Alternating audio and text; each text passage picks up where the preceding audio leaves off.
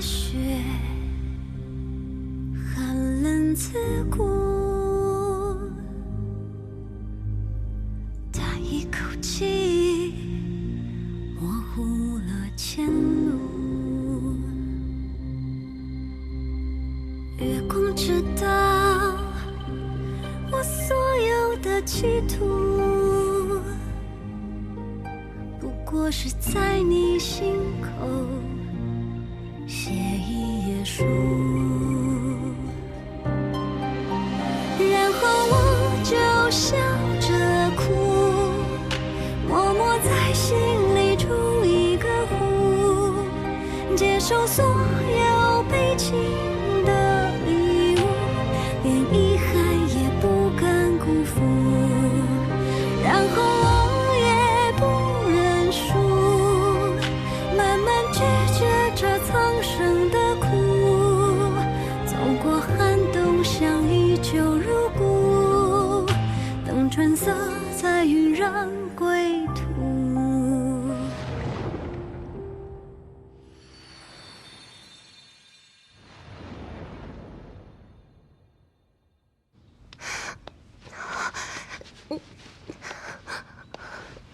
瑶儿，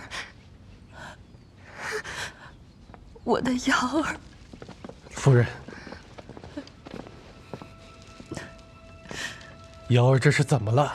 疹子，你看看，起满了疹子。方才诸位可有带檀香在身上？这三娘子啊，打小身上就碰不得檀香，这全江宅上下的人都是知道的，这身上自然是不会带。是不是有什么宾客身上带了？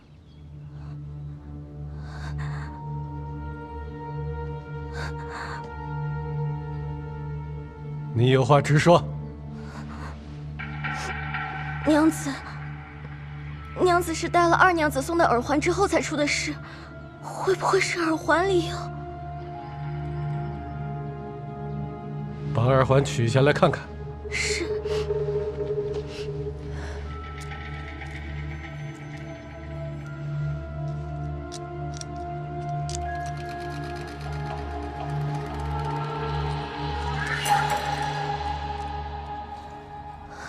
二娘子，你这是何意？奴婢知道你心怀不满，也对三娘子没那么喜欢，可此举实在是太过分了。我没有不喜欢若瑶，更没有放香料。这都人赃并获了，还有什么好抵赖的？丽儿，这是怎么回事？父亲，可否给我和若瑶一点独处的时间？你想要做什么？我在真女堂的时候，也出现过类似的症状。我知道有法子可以让若瑶好受一些。有什么法子是我和父亲不能看的吗？母亲，且听我的。你和父亲都在此，你怕什么？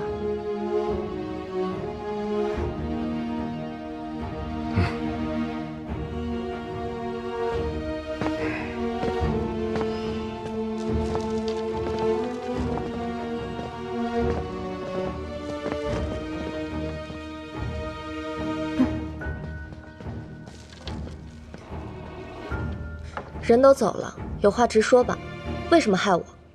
三妹，我无意在今日抢你的风头。作为你的姐姐，我只想和其他姐妹一样，在今日祝贺你。只是，偏偏有人不想让我去你的机里。别在这假惺惺装无辜了。我问你，为什么要用檀香害我？明明知道自己怕檀香，还要忍着痛用苦肉计，就为了出机里的气，也真是为难你了。那就没什么好说的了。让父亲进来，让他看看你恶毒的嘴脸。我是为了保全你的面子，才让他们都出去的。你真的有把握一场苦肉计就让他们罚我吗？什么意思啊？若你咬定是我陷害的你，我帮你推演一下后面会发生什么。首先，我会让我的丫鬟香巧来为我作证。这副耳环我买了之后，就一直是她帮我收着，我从未碰过。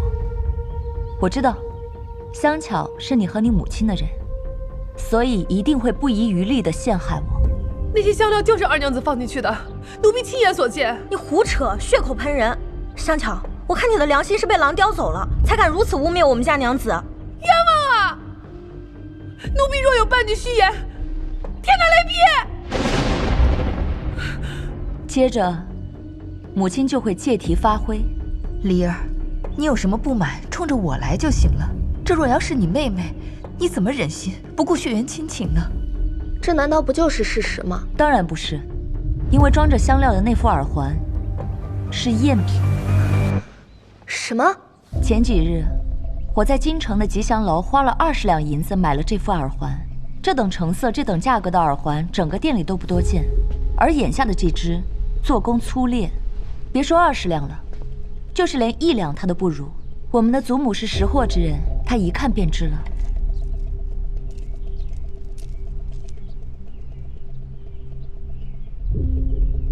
吉祥楼的出品，确实不可能是这种品质。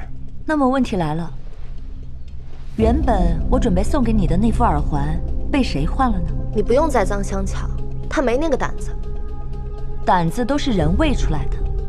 这段时间，我一直送给香巧好的东西，好的东西喂出来的，自然就是雄心豹子胆。他心想，我早晚会被撵出去，这副昂贵的耳环迟早会落在母亲手上。那不如留在自己手里。你把人想的也太蠢了吧！你这套说辞，谁会相信你？巧了，有人证。我原本也没有把握香巧一定会换掉，所以我让童儿一直跟踪他。他果然去找了那个专做赝品的匠人。父亲去问一问，什么都有了。那又怎样？一个贪财的丫鬟，怎么就能说明香料就是他放的呢？自然还有物证啊，香料就在香巧的屋子里。若是不信的话，我现在告诉父亲，让他去查一查。怎么可能？不是香巧做事不利索，而是这世上之人大多不患寡而患不均。云霜早就嫉妒他了。夫人给的。知道了。我最后警告你一次啊，不要坏了夫人的好事儿。你若还记得是我领你进宅的，就不要惹是生非。你领我进宅的又如何？何必总是挂在嘴边？各凭本事罢了。你过得不得意，也赖不着别人。哼！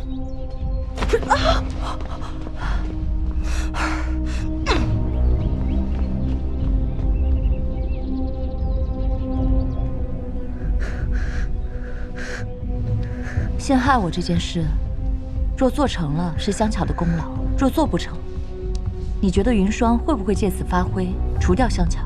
原来你一早就开始挑唆2个丫鬟。我只是在自保，不多一个心眼。弑母杀弟的江离，如今不又加上了欺母害妹的罪名吗？都这么久了，梨儿到底在做什么？让他们多说会儿话。2个女儿都大了，做又能怎样？既然你推演的这么清楚，为何要单独跟我说？为什么刚才大家在的时候，你不跟他们说？我不想与你为敌，但你也别想赶我走。我回来是要拿回属于我的东西。你再继续办我，我便不会再算了。我要说的话就这些。至于要不要把陷害人的帽子扣在我的头上，你自己决定。梨儿从小在真女堂长大，咱们不熟她的性子，她的心定是好的，但这事儿她未必做得稳当。咱们在这外面站着，心里也放心不下呀。哎，父亲，三妹已经好多了。哦。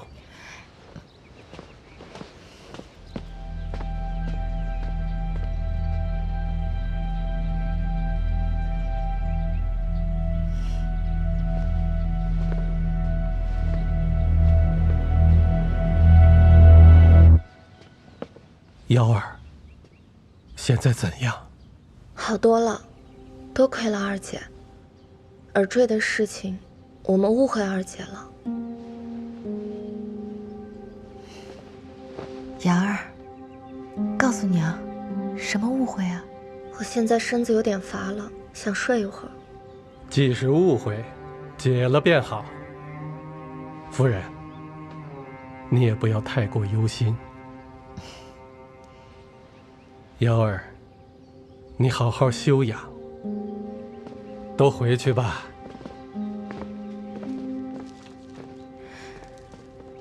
娘，钱要给我吧。他跟你说什么了？娘，你让我出疹子的主意一点也不好。钱过去使唤的丫鬟也是成事不足败事有余。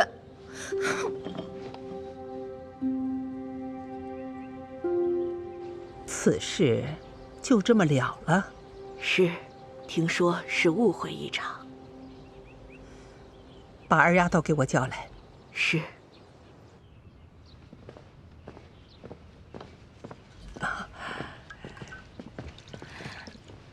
梨儿见过祖母。今儿祖母这儿熬了梨汤，这就想起你来了。多谢祖母。来，坐这儿喝吧。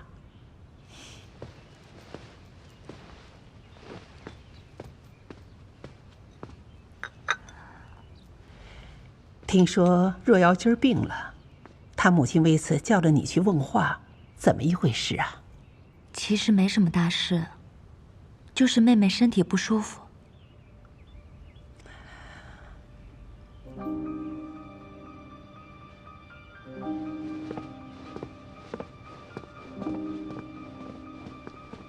前面的人在传，你起了毒心，送去的贺礼也成了毒物，祖母的心没下。你实话说吧。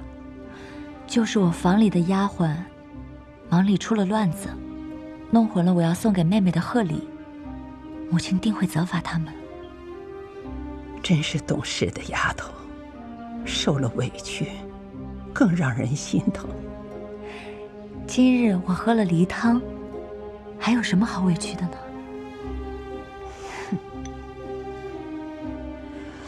我记得，你房里头那2个丫鬟是你母亲挑选给你的。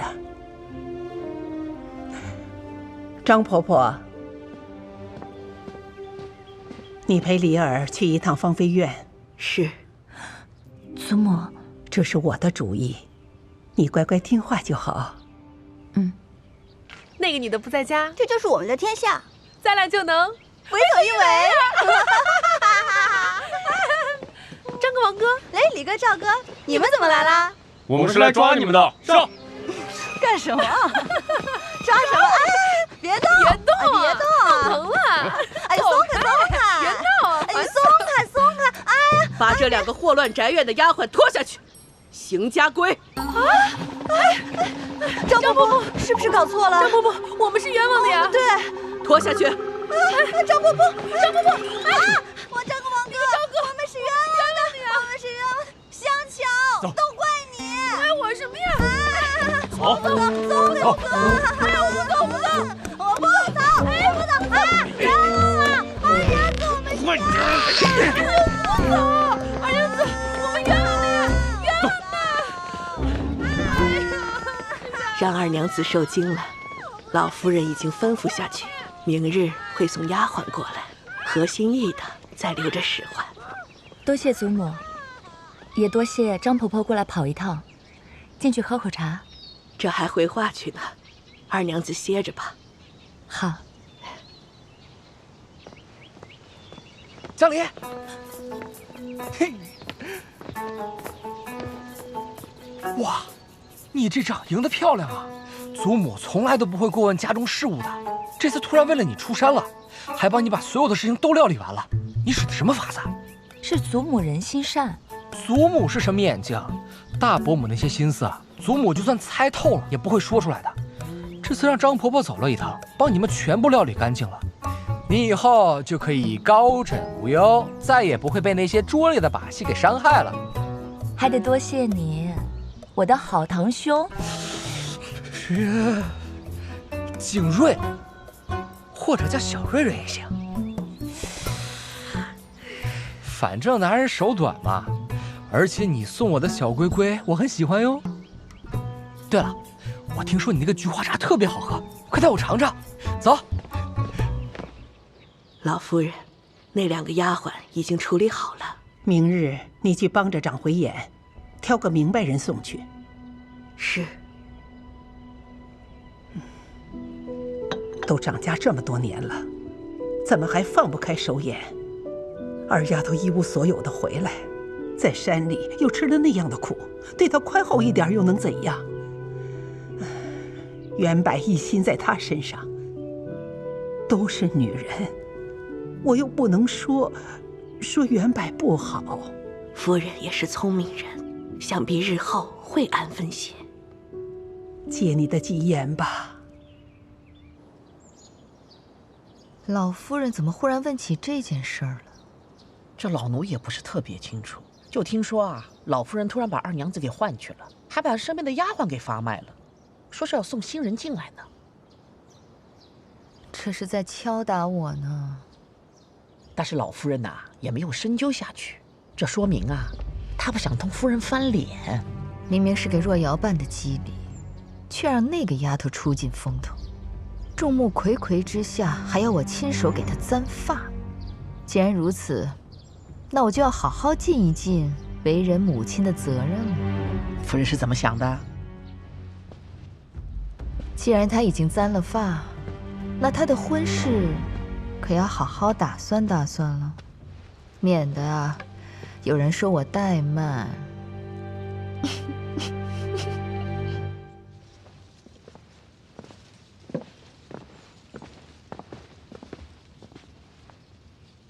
娘子，奴婢叫白雪。这是她的出身册子，娘子瞧瞧，若觉得好，留着使唤吧。谢谢张婆婆。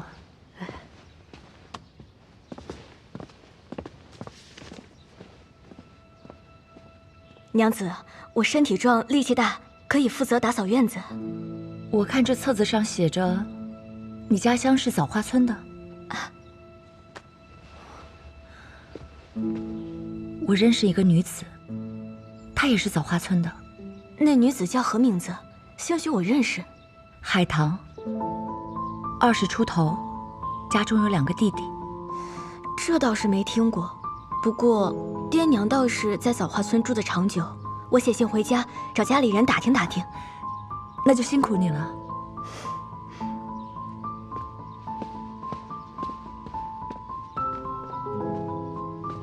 姐姐为何要找那名叫海棠的女子？海棠是我曾经的丫鬟。那件事之后，我就再也没有见过她，但她消失得很蹊跷。兴许她知道什么，可如今我也不确定她是否也遭了毒手。若是能找到她，当时的真相也许能翘起一块。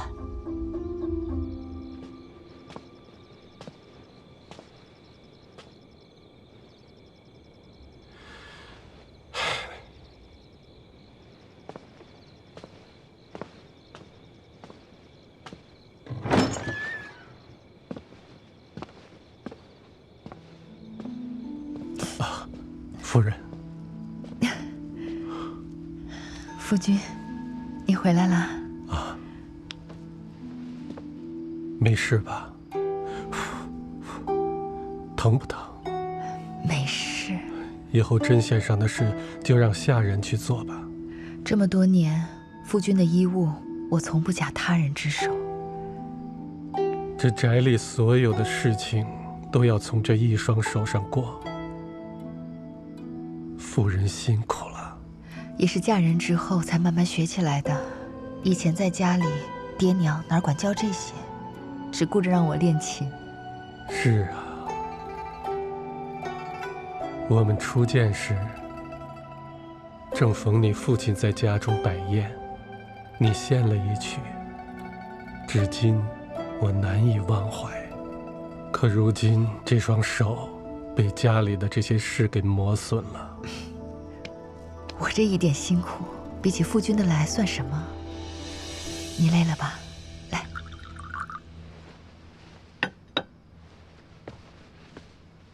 喝茶。好。梨儿的事，我总张罗不好。这个母亲，我真做得惭愧。哎，也不能全怪夫人。离儿虽然在山里多年，但温婉懂事。我想为离儿寻个好夫家。我听闻那吏部尚书的小儿子还未婚配，样貌品性都很不错。门第差了些。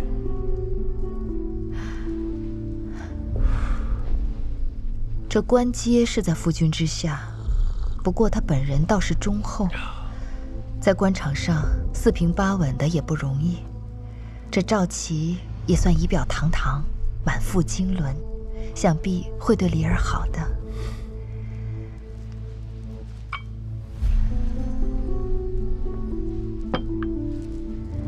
离儿养在真女堂，没有正经读过书，从前的名声也不好。这当今圣上推崇女学，哪一家不想娶个知书达理的好儿媳？这一劫，咱们离儿就短了。若是有人为了攀附夫君，白娶了她去，却又处处嫌弃苛待，那不是我的罪过吗？所以，我寻摸了很久，才寻到这赵家。问过他们的意思，是实在愿意的。更何况，离儿有夫君撑着，这嫁过去是断没有委屈受的。夫人说的对，不过也要看看离儿的意思。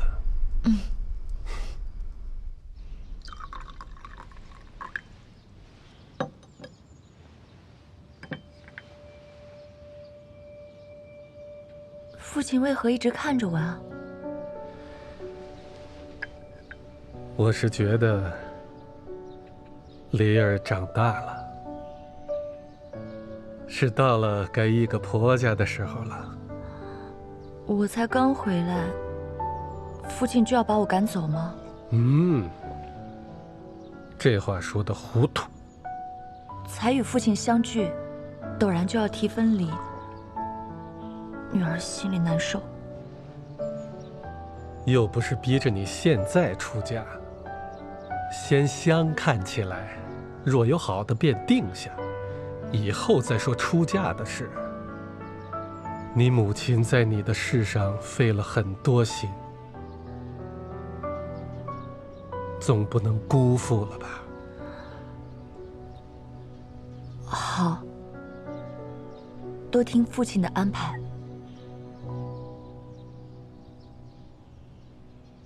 姐姐，你说那季舒然为何突然给你介绍梁旭啊？定是季舒然不想让我留在家里，才急着把我嫁出去。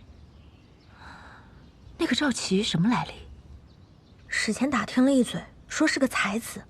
3年前在国子监见识，他一鸣惊人，得圣上亲自面询赏赐，只是他不肯入仕。这样好的人，季舒然怎么会让他与我为配？也许不够好的话，主君应该也不能轻易应下。定有蹊跷。那姐姐，你去跟主君说，把他给推了。不好，刚刚他已经说了，这是季舒然的心意，辜负不得。若是我再提，就是不知好歹了。姐姐，如果去找老夫人呢？给妓女寻觅良配，只是急了些又如何？季舒然有错吗？这个没有大错，祖母总不能对他求全责备吧？这件事得靠自己。江相国，犬子赵琦，见过江相国，见过江夫人。不错，果真仪表堂堂。江二娘子好生标致啊！见过赵夫人。啊，略备薄礼，一点心意。请坐。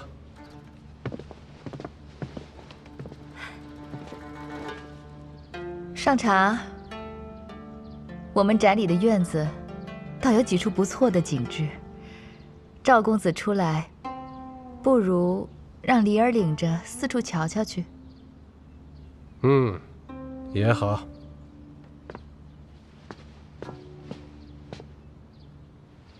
江二娘子请。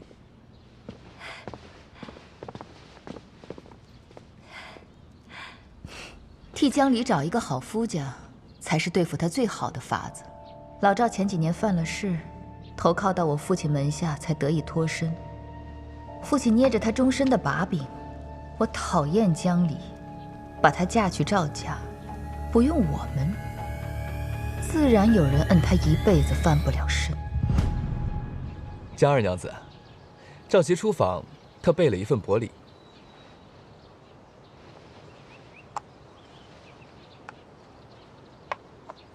这是胭脂？没错，这胭脂呢是由紫茉莉制成，红里略透了一抹冷紫，娇而不俗。这寻常女子倒是配不得，却恰恰适合江二娘子。赵公子如此用心，可惜我无礼还赠。无妨，寒暄至此呢，真女堂一住10年，如今尚能风光回来，想必江二娘子也是个明白人。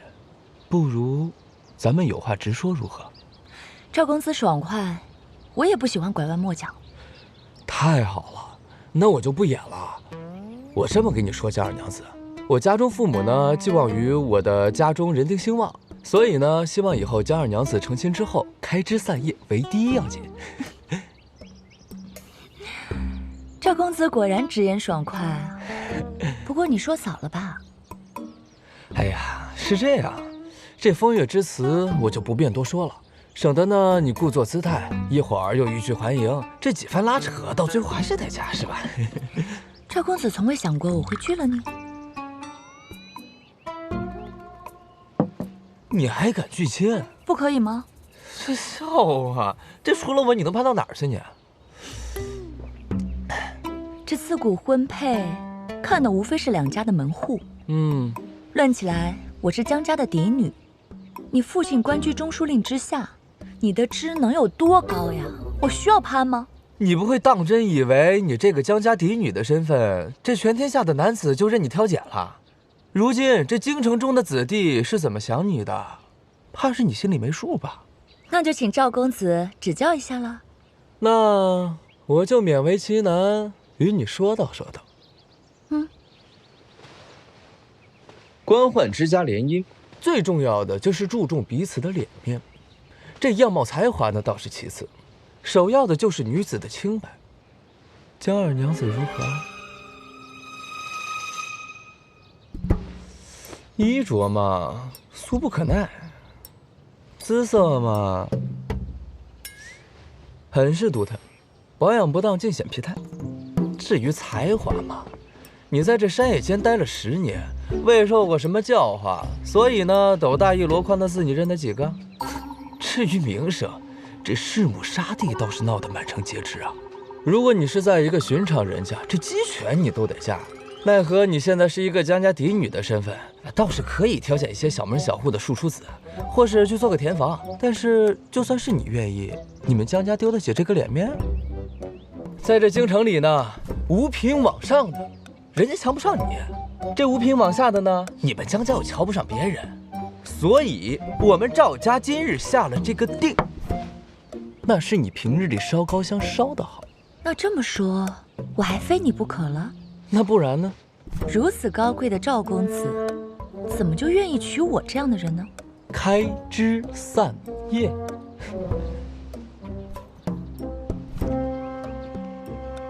赵公子年纪不小了吧？这男子到底不如女子保养得宜，我都瞧见你的眼角纹了。真的？啊？不是，你到底要说什么？你说。在京城，像你这样好的公子，一把年纪孑然一身，一心只想着安父母的心，只有一种可能。什么可能？你有相好，又诚不得亲。想不到这江二娘子还挺会说笑的，吃个葡萄。怎么，登不上你们赵家的台面呀？是哪个房里的娘子？你在胡说什么呢你？别人不懂，我懂。年轻的时候啊，瞧见人家坊里的娘子漂亮，私底下收了放在外面，白当了一个堂堂男子汉大丈夫。明明喜欢，却不敢带回家里。怕父母训斥你，婚姻大事没个计较。好在年纪还不大，有大把的借口可以拖延此事。如今好了，一把年纪，父母怎会容得你如此呢？你拖延不得，又害怕漏了你私收的外事，所以就不得不赶紧找一个门当户对的成亲生子。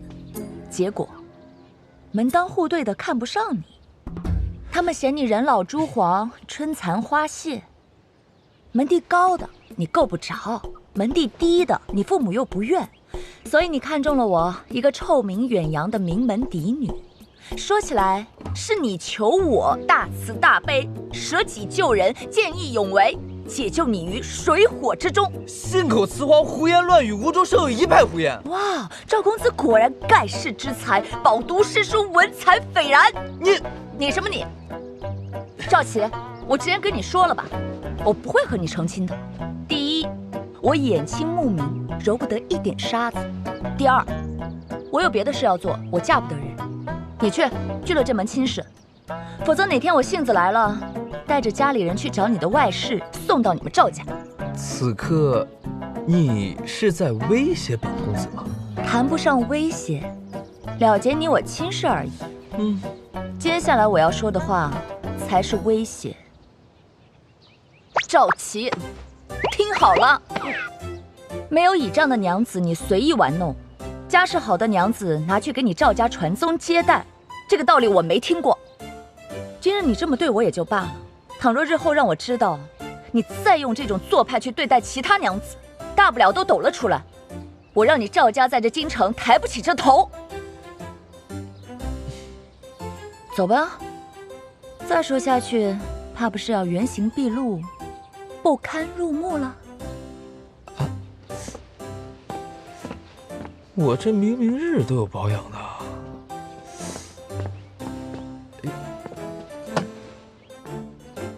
哎呦，这两个人去了这么久，怕是相处的不错。唉，赵公子他仿佛不中意我。什么？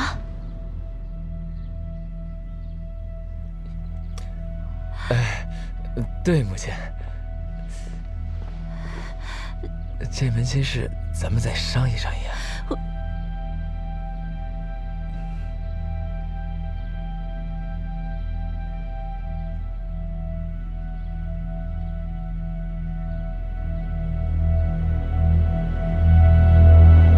姐姐好生厉害，你是如何知道他有相好的？我曾有一位故友，就受过这种人的伤害。自从有了平安，他就再没碰过我，整日跟那相好的在外面喝酒快活。啊，薛娘子，我跟你说这些还真是不好意思。那你今后打算怎么办呀？我现在已经有了平安，他家也有了后，他即便再风流快活，父母也管不了。我这辈子就是这样了，倒是你，一定要把这件事记在心里才是。这种人，为了传宗接代，就盯着女人的肚子，简直无耻。女人啊，一步踏错，万劫不复。可男人呢，风流成性，他家里人还拼了命的为他遮掩，令人不齿。可是季舒然现在已经起了把你赶出家的决心，而且婚姻之事向来都是父母之命、媒妁之言。今天走了一个赵公子，明天又来一个牛公子、马公子，这以后该如何是好？想要在这江家留下来，还得找别的出路。什么路？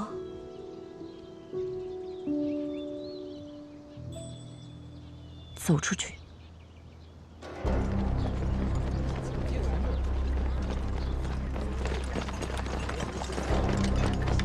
哎！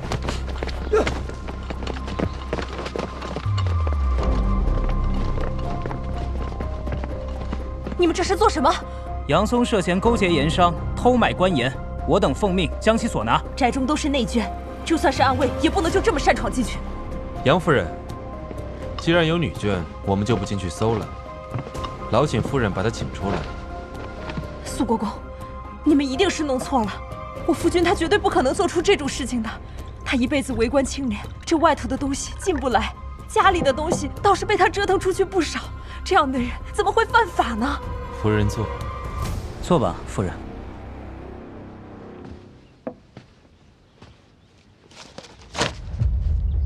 我信夫人不知此事，这样的案子我查的不少，到后面连刑部都判了，妻儿还在哭那罪人两袖清风。殊不知，这一哭，连圣上的嘉恩都辜负了。天子一怒不赦7卷，这些人最后都去了哪里？夫人知道吗？成了奴籍，关在教坊司里头，到死也不明白是谁辜负了他们。妻妾也就罢了，可怜年幼的子女成了奴，前途都没了。杨松在哪里？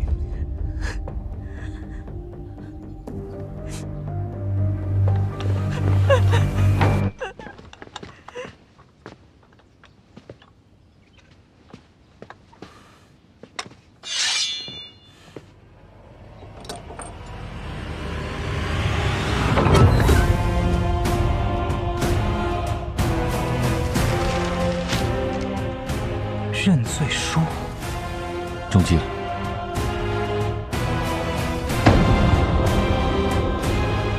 陛下，盐铁司出了此等蛀虫，实乃臣之失职，臣甘愿领罪。但在此之前，臣恳请陛下给臣一个将功补过的机会，臣定严惩盐铁司上下。肃国公为盐铁司揪出蛀虫，下官不胜感激。孔判官不必给我戴高帽。我费了这么大劲，才替你们抓到一条小蛀虫，我如此无能，这罪不如我替你请。私盐一案，肃国公有功。至于盐铁司积弊已深，整肃非在朝夕之间，但恐卿往后须以此为戒，慎之再慎。臣定不负陛下圣恩。退下吧。沈清，臣在。先前科举改革一事推进的如何？回禀陛下，臣已着手废除了举子玉头行卷以及弓箭，以试卷定高下。新的胡名制也已在最近的届试当中推行。明年科考，各大考场将会沿用新制。另外，已在京城附近的几个县城设立驿站，为进京赶考的寒门学子发放弓券，补贴进考费用。此策推行之后，百姓皆为振奋，考生人数与日俱增。陛下，沈学士想给寒门弟子机会是好事，可是增添新规，取消行卷之后，考官的负担会加重。臣可是听闻在届试中就出现了几宗误判，考生闹上了衙门，京城驿站也出现了混乱拥挤的现象。科举3年一次，以一次考试定取舍，难免会出现优秀者落选而平庸者入选的情况。若主考官能通过行卷事先了解到部分有真才实学的考生，就能更心中有数，贸然废除，怕也是失了部分公义啊。心中有数，是对考生的真才实学有数，还是对考生的家世背景有数？陛下，臣以为，既然欲投行卷会给考生与考官勾结之便，废了便是对的。至于李相国所言之事，错不在科举新制，而在学政。选派官员充盈学政，以应新考，这才能除根本之弊。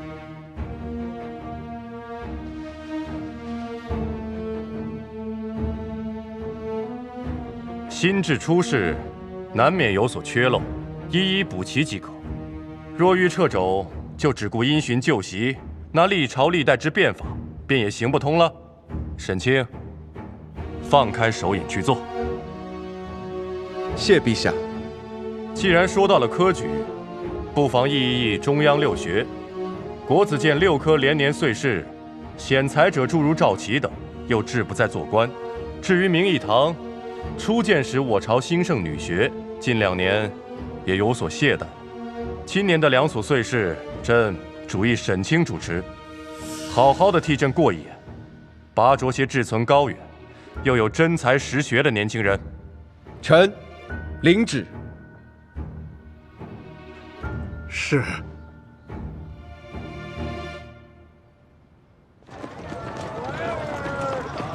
朱君，就该让那姓孔的老狐狸坐在咱们行凳上蹭蹭皮。他仗着两袖清风的扁，才长了这么多年的盐铁丝，如今还动不得他。难道就眼睁睁地看着他监守自盗，让那姓杨的来交代？那姓杨的，他就是个卒子。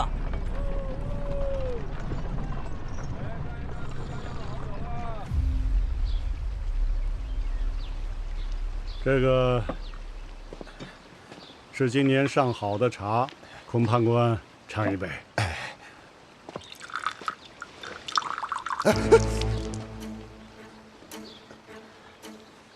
茶洒了可以再倒，但尾巴被别人拿捏住了，可就不好挣脱了。是我大意了，不过你放心，盐铁丝已被我上下刷了个干净，他萧恒查不出来的。但愿如此。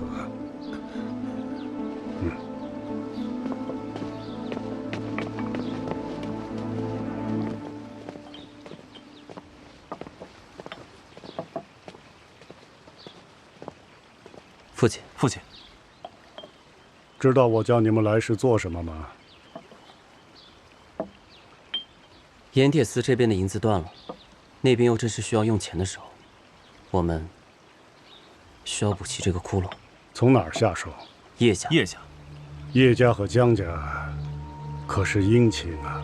自从江月柏续弦之后，叶真真之女江离被送去了真女堂，叶家、江家两家便老死不相往来了。叶家虽然富，却富而不贵。前年，叶家想尽办法让他的儿子叶世杰走了共监的头，进了国子监，与我们一同考夺，拿捏了他，不就拿捏了整个叶家了吗？早就想好了，为何不行动？叶世杰为人孤傲，我们还没有找到合适的契机。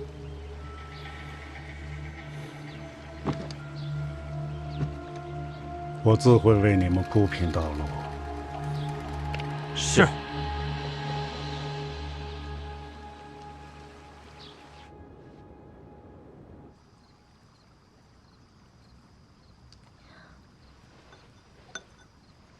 怎么不喝酒啊，沈郎？敬殿下。沈郎连端酒的姿势都是如此好看，敬我就算了。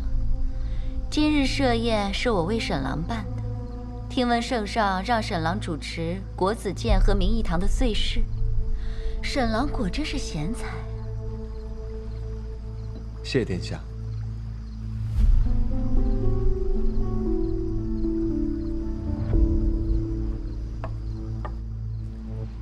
两处都是我朝贤才进学之所，我必用心为圣上好生斟酌。这若是寻常的考核，该多没意思啊！不如来一个联袂角逐，让国子监的公子哥和明义堂的娘子们自由组合，那该多热闹呀！想想我都很期待。不可，这毕竟岁事，非同儿戏。标新立异有什么不行呢？若依殿下所说，学生们难免结党成派，日后就是党同伐异，谋取私利。而那些原本有真才实学，却不善交友，又少有家世背景的人，也许会因此遭到埋没。此事对我朝官政清明不利。哦，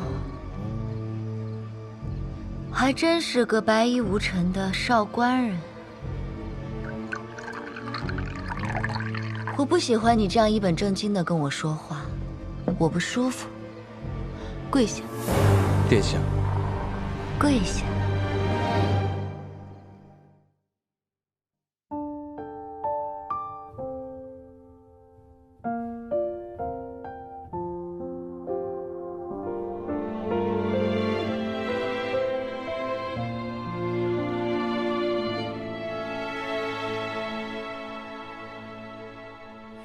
如果没有快乐的记忆，怎能穿越悲伤的境地？两句槟榔无情的身躯，牵着手，是否能度过雪季？